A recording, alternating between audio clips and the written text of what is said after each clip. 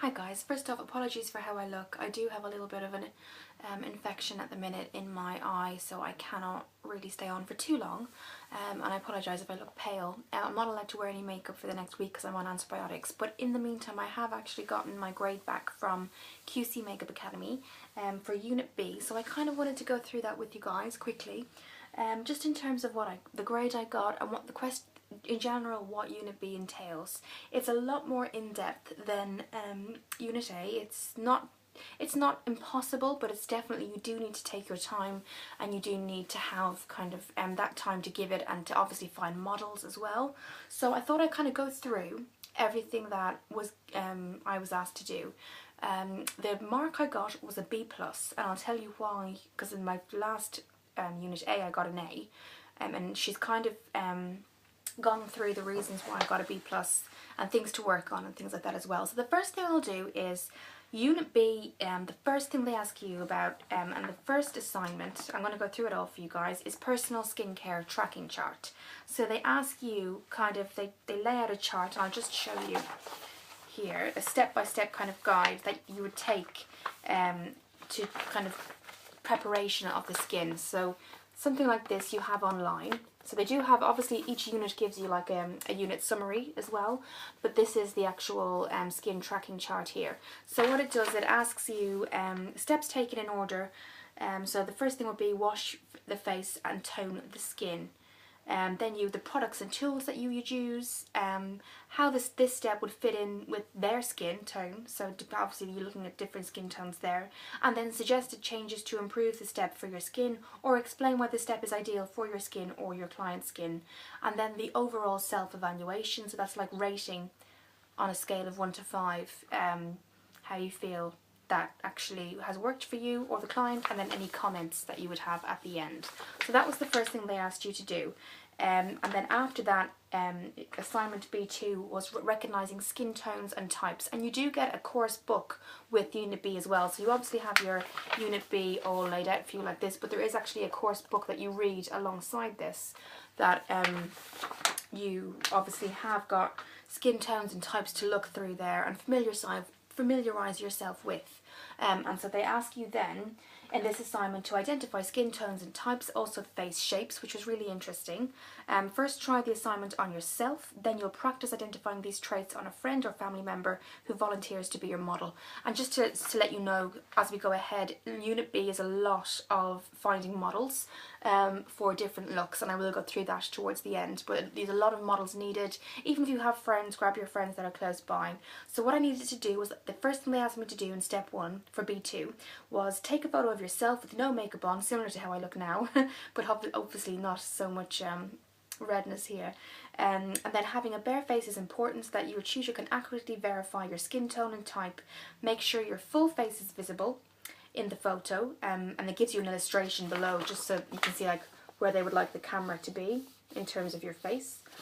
And then you save this photo on the computer, and then it tells you what to name it under your student number, so they can see straight away your own skin type, face shape, things like that, your skin tone as well, so that your tutor can actually see what she's kind of looking at in terms of you as a student. So that's what that second assignment was. And then after, there's a step 3, take a close look at the photo of your face, and based on what you've learned, what shape is your face? Have you got an oval, heart, round, square, etc.? Carefully look at your skin tone based on what you've learned. The skin tone, what skin tone do you think you have?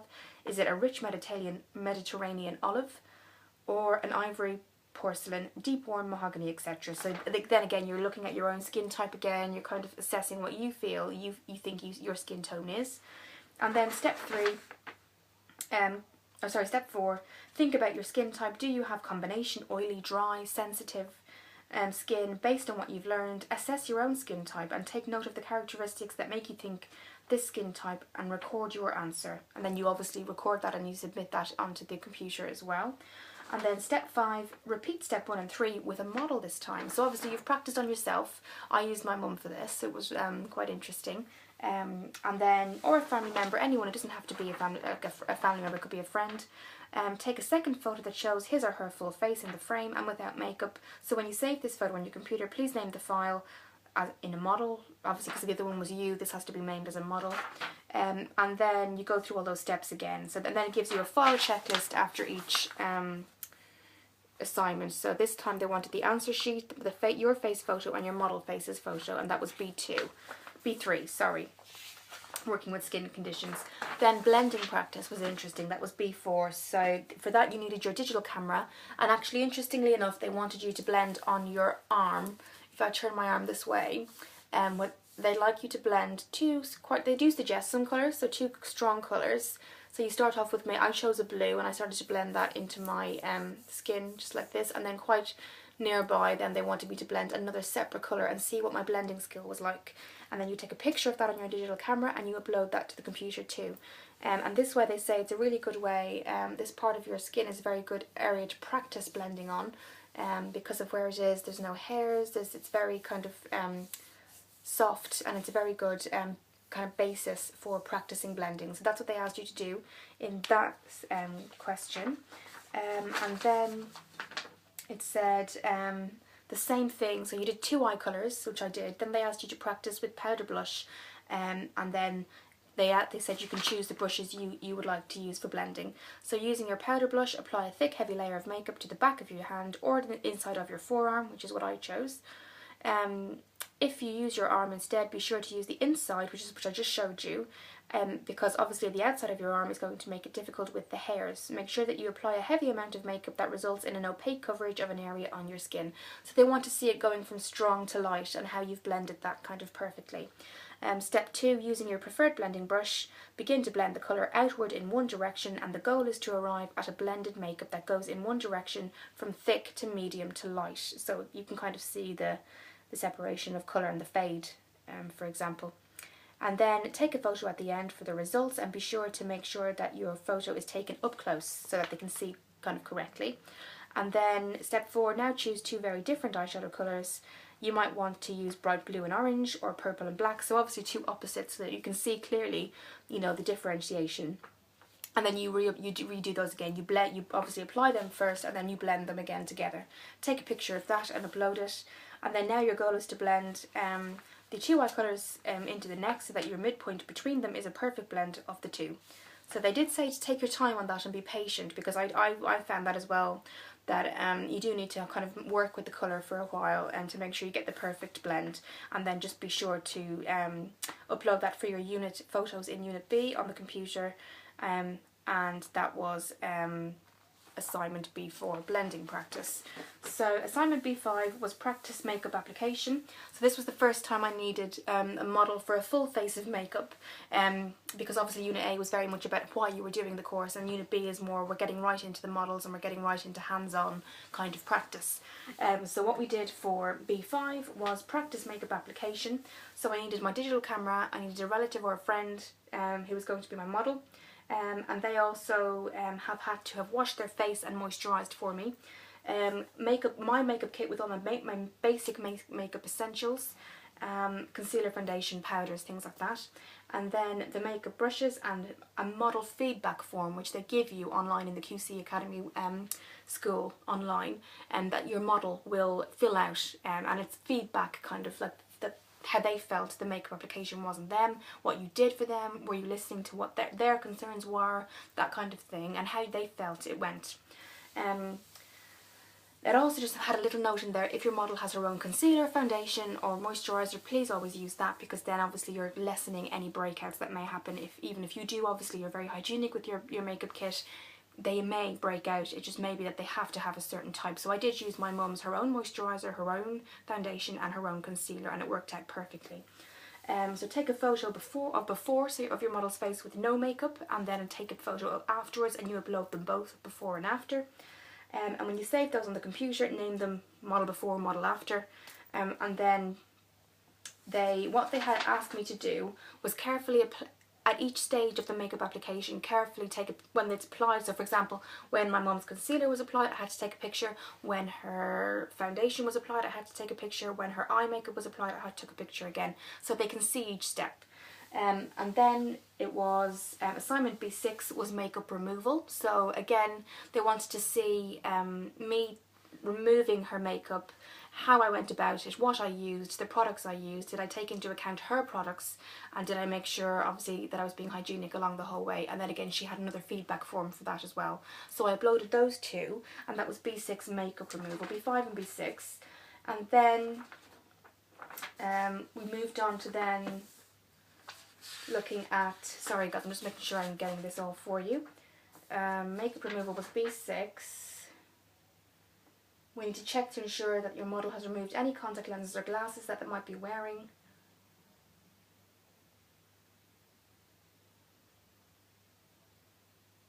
And then we went on to another kind of, they wanted a blemished kind of, if there's any blemishes that we saw, that we needed to take a picture and put that up in the kind of the blemishes, kind of zoom in on the blemish and name the blemish so they could see that we recognised there was a blemish on the face.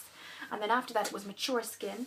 So as we needed our digital camera again, model with mature skin who has washed and moisturised her face for you, and your makeup kit and brushes. So again, they asked you to take a before and an after photo, and again they wanted a basic makeup application. They didn't specifically say we want a smoky eye, anything like that. They said basic makeup for a mature skin and how you could improve the skin. So they wanted to see what you would do to improve her skin. So I did that as well. So I took a model before and a model after photo for that as well, and that was B8. And then these, we're nearly coming on to our optional assignments, which was B10 and B11 as far as I remember. But the last one was B9, completing a client card. Now this has been so valuable just for me, because I've actually taken this and I use this now in my kit, in my file, because it's just, it gives you kind of the oval face, and but also the client card and the questions are all there for you as well. So you can use it yourself, which is great. So what for this, it was called B9, completing a client card. You will need your digital camera, the client card PDF found in the online student centre, which you can find, a model who has washed and moisturised her face for you, your makeup kit with all the basic makeup requirements for a natural makeup application, your brushes and application tools. So they just tell you a little bit about keeping a client card. So it's a fundamental skill that you should master early on in your training. Later on, when you start taking clients, especially for bridal makeup, you will need to be able to track the colours, styles and product codes of those makeups that you apply. So in this assignment you will apply makeup to the model and then fill in a client card, and obviously saying exactly what you've used on that card, on that client. So then it tells you how to do that, and then asks you to submit that onto the student centre as well. And then optional assignment, first one, B10, was your advertising plan. So this obviously differs for everybody. So it just said your advertising plan is an essential part of marketing your business. Getting the word out about who you are and what you do is your primary objective. So that's whether you want to be freelance, whether you want to work in a salon, whether you want to work for MAC, you need to get yourself out there and known. So they say list 2 strategies you are going to use to promote your makeup artistry business. Give a brief description of each strategy and the appropriate amount of money you will have to spend. So they do kind of really make you think about, okay, so after where am I going with this? What am I doing? Am I doing this because I enjoy it on myself? Do I want to be a freelance makeup artist? Do I want to work for MAC? Where do I want to be? And it really gets you thinking, and you have to actually submit your thoughts. So they ask you to do that in 2 ways. So list 2 brief strategies you're going to do to market yourself as a makeup artist.